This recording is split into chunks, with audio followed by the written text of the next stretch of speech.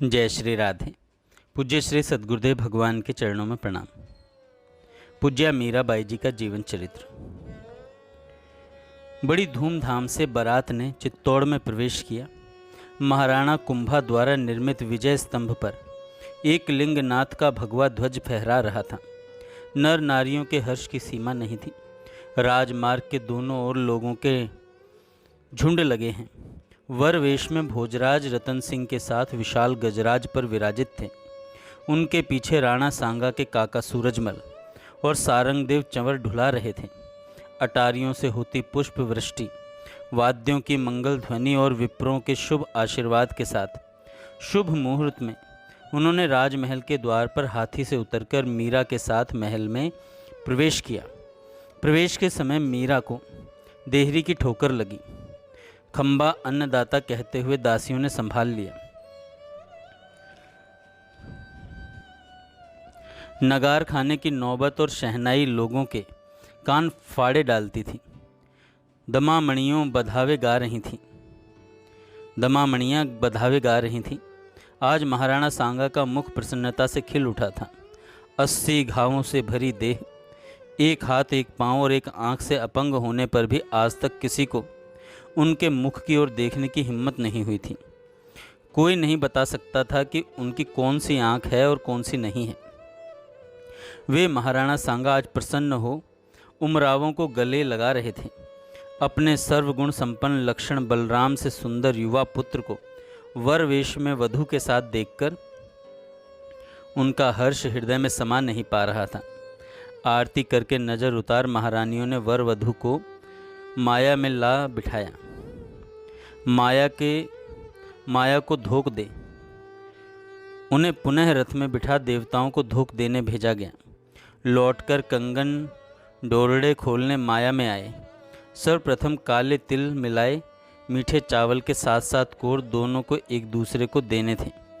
दूध की परात में स्वर्ण मुद्रा डालकर दोनों को खोजने को कहा गया। भोजराज तो वैसे ही दूध में हाथ फेरते रहे। तीनों ही बार मीरा जी जीती। उधर कुंवर बाईसा भोजराज की बहन ने कहा, नहीं बाबूजी, आप तो यूं ही हाथ फेर रहे हैं, जानबूझकर भाभीसा को जिता रहे हैं। भोजराज उसकी ओर देखकर मुस्कुरा दिए। उदा ने होठों पर अंगुली रखकर चुप रहने का संकेत करते हुए कहा, बोलिएगा नहीं हो, अकाल पड़ जाएगा। विवाह मंडप में तो नहीं बोले ना, नहीं तो बेचारा मेड़ता अकाल से सूख जाएगा। साथ जाने वाली दासियों ने बताया कि नहीं बोले। कंगन खोलने के समय मीरा ने दोनों हाथों से उनके कंगन डोरडे खोल दिए, पर भोजराज को तो एक ही हाथ का प्रयोग करना था। इस पर भी वे सावधानी बरत रहे थे कि हाथ से हाथ न छू जाए। बैठते समय भी अपने और मीरा के बीच में अंतर रखा तो भाभियों और बहनों ने थोड़ा धक्का देकर समीप खिसकाते हुए कहा, लालजी साहब पास खिसक कर बैठिए, अभी तो अंतर सदा ही आंतरा रहता है। वह तो है ही, भोजराज ने मन में कहा। ऐसे कहीं कंगन खुलते हैं बाबूजी, उदा ने कहा। मैं सहायता करूं? पुरोहितानी जी ने मना किया। यह तो महाराज कुंवर को ही खोलना है, जो न खुले तो। उदा ने पूछा, बाईसा ऐसा कभी होता है? अरे मेड़ता की स्त्रियों ने कस कस करके 7 गांठें लगाई हैं और बाबूजी हुक्म का तो हाथ कांप रहा है, खुलेगा कैसे? मीरा का हाथ दुख चला तो उसने अपने घुटने पर रख लिया। भोजराज भी क्या करें, उनकी दृष्टि कभी मेहंदी रंजित उंगलियों पर जा ठहरती, कभी हथफूल पर और कभी हाथी दांत के बने चूड़े से शोभित कलाई पर। वे भरसक प्रयत्न करके कंगन पर नज़र केंद्रित करते हुए गांठ खोलने का प्रयत्न करते, किंतु दृष्टि भटक ही जाती। स्त्रियां विनोद कर रही थीं और बेटियां बहनें उत्साह दिला रही थीं। हारने का नाम हमारे वंश में है ही नहीं, बाबूजी हुक्म भी हारेंगे नहीं। दूध परात में तो भाभीसा का मन रखने के लिए जानबूझकर जिता दिया था। अरे यह डोरडा है ही क्या, यह डोरडा है ही क्या? हमारे बाबूजी हुक्म न्याय में कठिन से कठिन गांठ सुलझा देते हैं। युद्ध के मैदान में 700 वीरों को भी अकेले ही मार भगाते हैं। इन 7 गांठों की क्या बिसात है? अरे बाबूजी हुक्म तो ऐसे लाल हुए जा रहे हैं मानो यही बीड़नी हो। लगता है कि लालजी सा जानबूझकर देर लगा रहे हैं। भाभी ने कहा, और नहीं तो क्या, देखो जरा इनकी नज़र किधर है। इस प्रकार तो प्रातः तक ये गांठें नहीं खुलने की। आहा बाबूजी हुक्म देखिए ना, ये भाभियाँ कितनी डींग मार रही हैं। कृपा कर अपने साथ हमारी भी लाज रख लीजिए ना। कठिन प्रयत्न करके 5 गांठें भोजराज ने खोल दी। अब 2 और रह गई। तब धीरे से मीरा ने अपना दूसरा हाथ बढ़ाया। यह देखकर भोजराज ने अपना हाथ हटा लिया। कोई कुछ समझे तब तक मीरा ने दोनों गांठें खोल दी। यह देखकर सब स्त्रियां हंसने लग गईं। बहुत रात गए मीरा को उसके महल में पहुंचाया गया। दासियों ने एक कक्ष में गिरधर लाल को पधरा दिया था। मीरा भी वहीं पहुंची। भोग आरती करके शयन से पूर्व वह तानपूरा लेकर गाने लगी। होता जाजो राज म्हारे महला, होता जाजो राज, मैं ओगणी मेरे साहिब 100 गुणा, संत सवारे काज, मीरा के प्रभु मंदिर पधारो करके केसरिया साज। जय जयवंती राग उस मधुर कंठ के मिलन से अपूर्व हो उठा।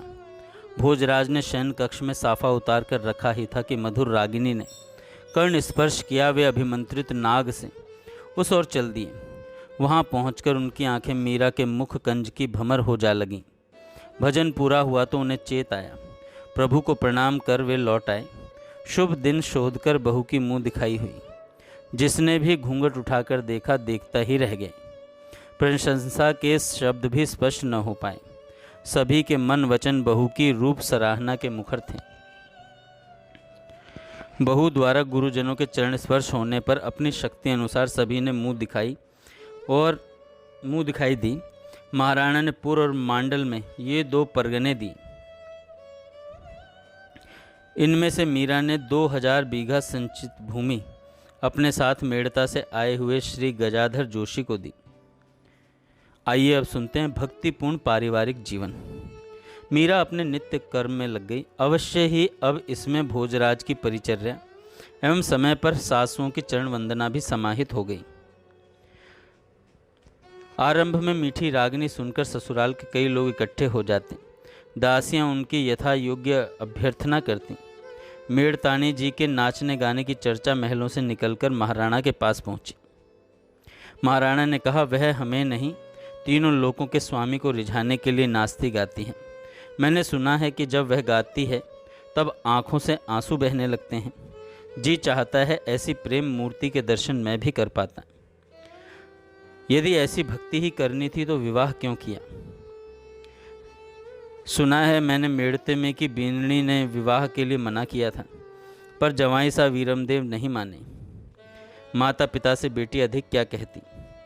तब यह तो भक्ति करेगी। और महाराज कुमार, वे तो सेंत मेंत में बलि के बकरे बन गए। बलि के बकरे की क्या बात है इसमें। मेदपाट के युवराज चाहें तो 1 क्या 10 विवाह कर सकते हैं। उन्हें पत्नियों की क्या कमी है। इस पर इस सुख में क्या धरा है। महाराणा सांगा ने कहा कि इस सुख में क्या धरा है। यदि कुमार में थोड़ी सी भी बुद्धि होगी तो वो बीननी से शिक्षा लेंगे। बीननी से महाराज कुमार शिक्षा लेंगे। यह क्या फरमा रहे हैं आप। शिक्षा देने वाले और कोई नहीं बचे दुनिया में। अच्छा जीवन बिगाड़ा बालक का। महाराणा सांगा हाडी रानी जी से कहते हैं, क्या व्यर्थ की बात करती हो हाडी जी। शिक्षा लेने देने में स्त्री पुरुष कहाँ से आ गए। वह तो जहाँ से मिले वहीं से ले लेनी चाहिए।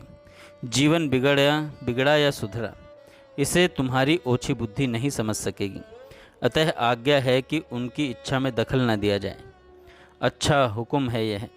अब तक बहुएं सास की आज्ञा में रहती थीं, ससुराल की कुल रीतियों का पालन करती थीं, और अब सासुओं को बहू की इच्छा अनुसार चलना पड़ेगा। चुप भी रहो, बुद्धिहीनों को सब बात उल्टी ही सुनाई देती हैं। हुकूमत करने जितनी बुद्धि तो जुटा लो पहले। दीवान जी चिढ़कर बाहर पधार गए।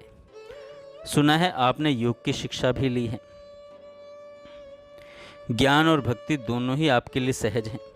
यदि थोड़ी बहुत शिक्षा सेवक को भी प्राप्त हो जाए तो जीवन सफल हो जाए। मसनद के सहारे गद्दी पर विराजे भोजराज ने मीरा जी से कहा, थोड़ी सी दूर पर एक दूसरी गद्दी पर विराजित कुंवराणी सा मेड़ताणी जी गिरधर लाल के बागे में मोती टाँक रही थी। भोजराज की बात सुनकर मुस्कुरा करके उनकी ओर देखा। यह क्या फरमाते हैं आप? चाकर तो मैं हूँ आपकी। प्रभु ने कृपा की कि आप मिले। कोई दूसरा होता तो अब तक मीरा की चिता की राख भी न रहती। चाकर आप और मैं दोनों ही गिरधर लाल के हैं। भक्ति और योग में कौन श्रेष्ठ है? विशेषकर योग क्या है और कैसे किया जाता है? इसके लाभ क्या हैं? भोजराज ने मीरा जी से पूछा। मीरा जी कहती हैं, भक्ति और ज्ञान की भांति ही योग भी आध्यात्म का एक स्वतंत्र मार्ग है, साथ ही इनका सहायक भी है। योग पहले शरीर को साधता है, शरीर के माध्यम से ही थकाकर मन को भी साध लेता है। योगासन से शरीर को स्वस्थ रखने का प्रयत्न होता है, प्राणायाम से मन साध लिया जाता है, फिर धारणा ध्यान कुंडलिनी के जागृत होने पर उसके उत्थान का प्रयत्न होता है और उसके ब्रह्मरंध्र तक पहुंचने पर परमानंद की प्राप्ति होती है। भोजराज ने पूछा, इस कुंडलिनी के विषय में भी सुना है मैंने। उसका उत्थान और परमानंद की प्राप्ति का अनुभव आपको हुआ? मीरा जी कहती हैं, मेरी कुंडलिनी भ्रकुटी मध्य तक ही पहुंच पाई। कोई अड़चन विक्षेप हुआ? मीरा जी कहती हैं, नहीं। यद्यपि गुरुदेव ने बताया था कि अब थोड़े ही प्रयत्न से यह साध्य है, किंतु मैंने प्रयत्न ही नहीं किया। भोजराज ने पूछा कि कोई कारण रहा? मीरा जी कहती हैं, उस परमानंद की प्राप्ति से अधिक रुचिकर मुझे अपने प्राण सखा की सेवा लगी। भोजराज जी कहते हैं, क्या यह उससे अधिक आनंदमयी है? मीरा जी कहती हैं, यह तो अपनी रुचि की बात है, अन्यथा सभी भक्त ही होते संसार में। योगी ढूंढे भी न मिलते कहीं। आपके लिए योग कठिन है, उसके लिए समय देना पड़ता है। आप पर तो राज्य के बहुत उत्तरदायित्व हैं। एक बात निवेदन करूं, पर इसके साथ ही साथ अपराध की क्षमा भी चाहता हूं। मीरा उनकी बात सुनकर हंस दी। यह तो न्यायाधीश की बात नहीं है। क्या बिना अपराध सुने ही आपके न्यायालय में क्षमा मिल जाती है अपराधी को? नहीं, यह संभव नहीं, किंतु अपराधी विवश हो तो, अर्थात अपराध करने को विवश हो, तब भी न्यायाधीश आप हैं, निर्णय आप ही करें। खैर, क्षमा करने वाली मैं नहीं, गिरधर गोपाल हैं। आप बताइए। भोजराज जी ने दृष्टि झुका ली। 4 महीने हो गए, पर वह मुझे ज्ञात है। मीरा ने बात काटकर मानो भोजराज को संकोच से उबार लिया, किंतु ज्ञात है ऐसा सुनकर उन्होंने आश्चर्य से मीरा की ओर देखा। मनुष्य का जोर शरीर पर ही चलता है। मन सबके बस आ जाए यह सहज नहीं है। मन जिसने बनाया है वही संभालेगा। केवल यही देखें कि शरीर मन के बस में न हो जाए। आप चिंता न करें, जिसने श्याम कुंज में आपको वचन देने की प्रेरणा दी थी वही उस वचन की भी रक्षा करेगा। मीरा ने बात पूरी करते हुए कहा, एक बात मुझे भी अर्ज करनी है आपसे। एक क्यों 10 फरमाइए। ये प्यासे कान तो सदा उन्मुख रहते हैं। आप जगत व्यवहार और वंश चलाने के लिए दूसरा विवाह कर लीजिए, मीरा जी ने कहा। भोजराज जी कहते हैं, बात तो सच है आपकी, किंतु सभी लोग सब काम नहीं कर सकते। मीरा जी कहती हैं, इच्छा और शक्ति हो तो अवश्य ही कर सकते हैं। भोजराज जी कहते हैं, उस दिन श्याम कुंज में ही इच्छा इन चरणों की चेरी बन गई थी और शक्ति सदा इच्छा की अनुगामिनी रही है। इन बातों में क्या रखा है? यदि इनमें थोड़ा भी दम होता तो। बात अधूरी छोड़ वे मीरा की ओर देखकर मुस्कुराए। रूप और यौवन का यह कल्प वृक्ष मेदपाट के युवराज को छोड़कर पीतल की इस मूरत पर न्योछावर नहीं होता, और भोजराज शक्ति और इच्छा का दमन कर इन चरणों का चाकर बनने में गौरव नहीं मानता। जाने दीजिए इन बातों को, आप तो मेरे कल्याण की बात सोचिए। लोग कहते हैं कि ईश्वर निर्गुण निराकार है। इन स्थूल आँखों से उसे नहीं देखा जा सकता, मात्र अनुभव किया जा सकता है। सच क्या है समझ नहीं पाया। इस उलझन को सुलझाने के लिए बहुत साधु संतों के पास रोता फिरा, पर मन को बांधे ऐसा समाधान कहीं नहीं मिला। मीरा जी कहती हैं, वह निर्गुण निराकार भी है और सगुण साकार भी। निराकार चेतन रूप से वह सृष्टि में व्याप्त है, उसके अतिरिक्त कुछ भी नहीं है। जैसे वस्त्र में सूत है और जैसे लहरों में पानी है, वैसे ही उसके बिना जगत की कोई सत्ता नहीं है। इन बातों को सुनकर विश्वास करना पड़ता है। बिना श्रद्धा और विश्वास के कुछ हाथ नहीं लगता, क्योंकि कार्य अपने कारण को नहीं जान सकता। बेटा कैसे जान सकता है कि उसका पिता कौन है? पुत्र को तो माँ के कथन पर ही विश्वास करना पड़ता है। मीरा ने भोजराज की ओर देखा। आप फरमाइए, मैं समझ रहा हूँ, भोजराज जी ने कहा। मीरा जी कहती हैं, पर निर्गुण निराकार आकाश की भांति हैं, प्रकाश की भांति हैं। वह न प्रसन्न होता है न अप्रसन्न, वह एकदम एक रस रहता है। उससे जगत में प्रकाश है, चेतना है, उसे अनुभव किया जा सकता है, परंतु देखा जाना अशक्य है। जैसे पवन को देखा नहीं जा सकता किंतु अनुभव किया जा सकता है, वही ईश्वर सगुण साकार भी है। यह प्रेम से बस में होता है, रुष्ट और तुष्ट भी होता है, अंतर की पुकार सुनता और दर्शन भी देता है। मीरा को एकाएक रोमांच हुआ, उसकी देह कांप उठी। यह देखकर भोजराज थोड़ा चकित हुए। उन्होंने कहा, भगवान के बहुत नाम रूप सुने जाते हैं, नाम रूपों के इस जंगल में मनुष्य भटक नहीं जाता। मीरा जी कहती हैं, भटकने वालों को बहानों की कमी नहीं रहती।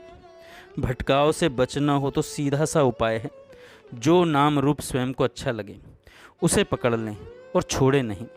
दूसरे नाम रूप में भी मेरे ही प्रभु हैं, यह समझकर उनका सम्मान करें और उनको मानने वालों की अवहेलना न करें। जैसे सभी नदियाँ समुद्र की ओर बहती हैं और उसी में समाती हैं, वैसे ही सभी धर्म ग्रंथ, सभी संप्रदाय और सभी मत उस एक ही ईश्वर की ओर जाने का पथ सुझाते हैं। उनकी विश्रांति उसी में होती है। मन में यदि दृढ़ निश्चय हो तो उपासना फल देती है। भगवान उपासना से प्राप्त होते हैं? भोजराज ने पूछा, भगवान उपासना से प्राप्त होते हैं? मीरा जी कहती है, नहीं, उपासना मन की शुद्धि का साधन है।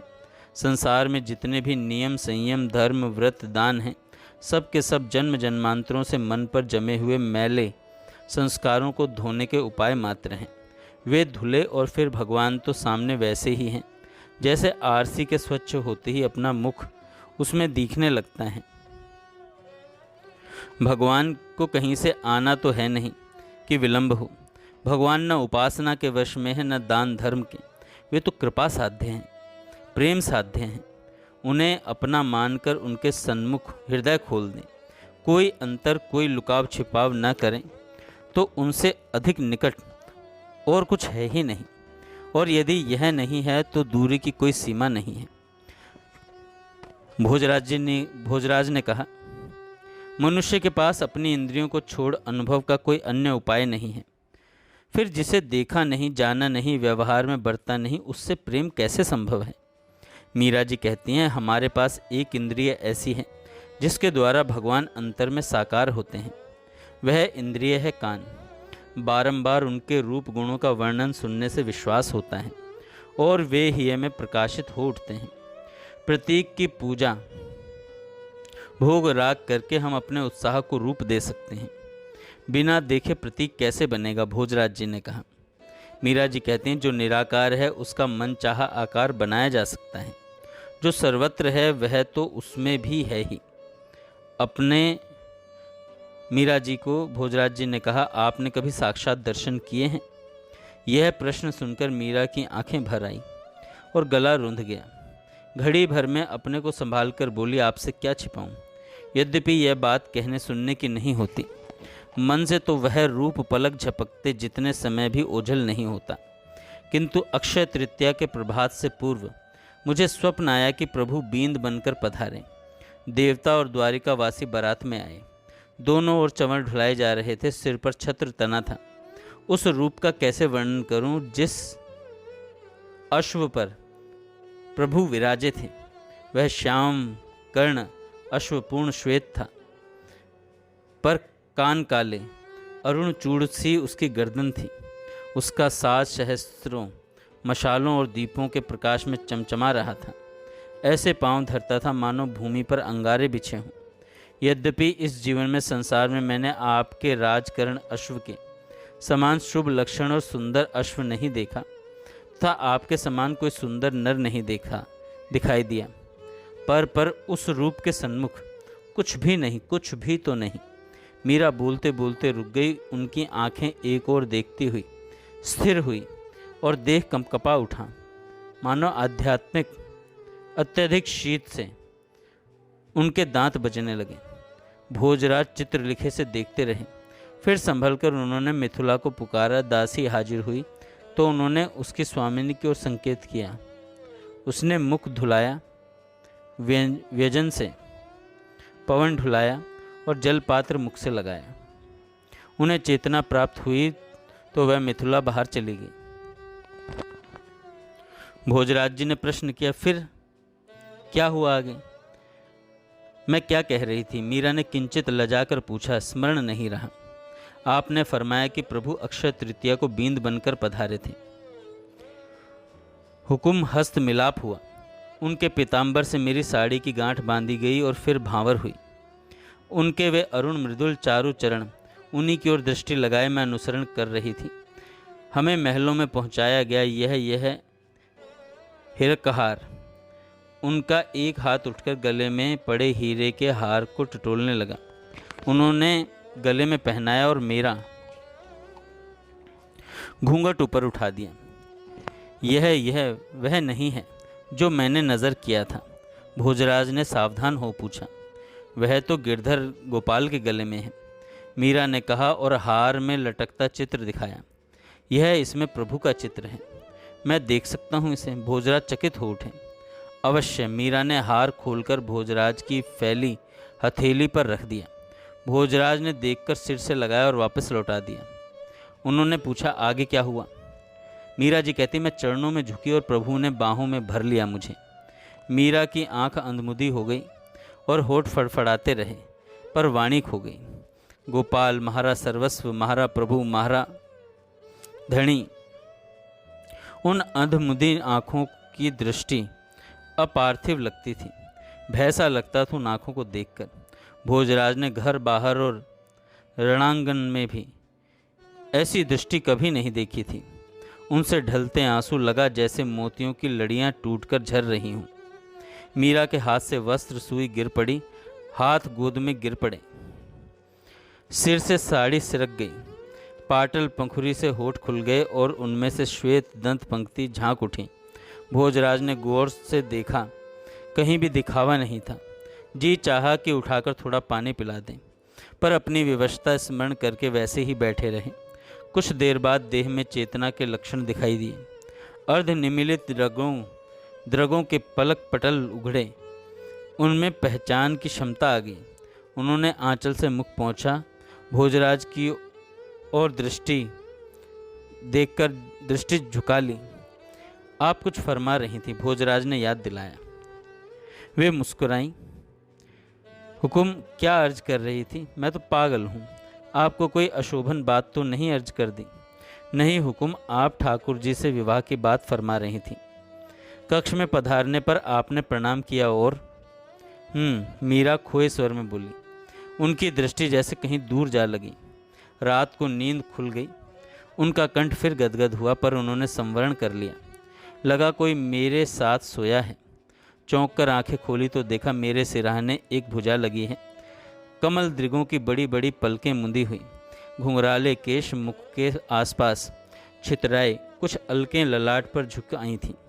होठों पर मुस्कान, एक बाह मेरी पीठ पर, वह सुगंधित श्वास, वह देह गंध। इतना आनंद कैसे संभाल पाती मैं? चेतना मुझे छोड़ गई।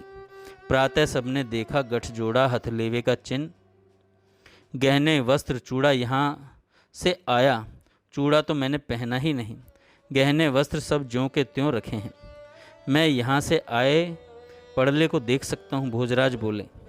अभी मंगवाती हूँ। उन्होंने मंगला और मिथुला को पुकारा। दोनों दासियाँ उपस्थित हुई तो फरमाया, 88 आयो पड़ला कणी पेटी में है। मिथुला, थू जो द्वारका शू आयो वणी पड़लारी पेटी ऊंचाला। दोनों पेटियां आई तो उन्होंने दासियों को हुक्म किया, खोलकर सामग्री अलग अलग रख दो। आश्चर्य से भोजराज ने देखा, सब कुछ एक सा, फिर भी चित्तौड़ के महाराणा का वैभव उनके सामने तुच्छ था। श्रद्धापूर्वक भोजराज ने उन सबको छुआ। सब यथास्थान रखकर दासियां चली गईं तो भोजराज ने उठकर मीरा के चरणों में माथा रख दिया। अरे यह क्या करते हैं आप? मीरा ने चौंक कर कहा और पांव छुड़ाने का प्रयत्न किया। भोजराज जी ने कहा, अब आप ही मेरी गुरु हैं। मुझ मतिहीन को पथ सुझाकर ठोर ठिकाने पहुंचा देने की कृपा करो। गदगद कंठ उच्चारण को ठीक से ध्वनि नहीं दे पा रहा था। उनके नेत्रों से कई बूंदें निकलकर मीरा के अमल धवल चरणों का अभिषेक कर उठी। उनका हाथ सहज ही भोजराज के माथे पर चला गया। उठकर विराजिए, प्रभु के अपार सामर्थ्य हैं। शरणागत की लाज उन्हें ही है। कातरता भला आपको शोभा देती हैं। कृपा करके उठ जाइए। भोजराज ने अपने को संभाला। वे वापस गद्दी पर जा विराजे और साफे के पल्ले से आंसू पोंछने लगे। मीरा ने उठकर उन्हें जल पिलाया। आप मुझे कोई सरल उपाय बताएं। पूजा पाठ, नाचना गाना, मजीरे या तंबूरा बजाना मेरे बस का नहीं, भोजराज ने कहा। मीरा हंस पड़ी और कहा कि यह सब आपके लिए आवश्यक नहीं। आप जो भी करें प्रभु के लिए करें और उनके हुक्म से करें, जैसे सेवक स्वामी की आज्ञा से अथवा उनका रुख देखकर कार्य करता है। जो भी देखें उसके हाथ की कारीगरी देखें। कुछ समय के अभ्यास से सारा ही कार्य उनकी पूजा हो जाएगी। जय श्री राधे। आगे हम कल सुनेंगे।